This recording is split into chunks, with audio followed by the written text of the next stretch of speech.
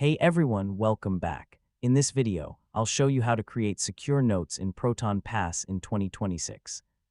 If you want to safely store sensitive information like recovery codes, PINs, or private details, this guide will help you do it step by step.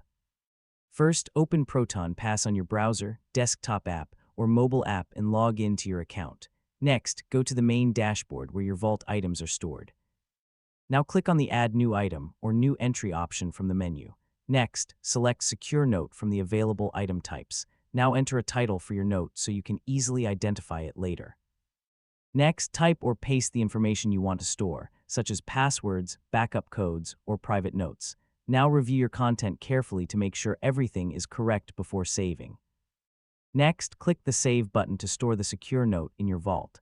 Now organize your secure notes into folders or categories for easier access. Next, make sure syncing is enabled so you can access your notes across all your devices. Finally, keep your account protected with a strong master password and enable two-factor authentication for extra security. And that's it. You've successfully learned how to create secure notes in Proton Pass. Your sensitive information is now safely stored and protected. And don't forget to like, share, and subscribe for more helpful tutorials. Hey everyone!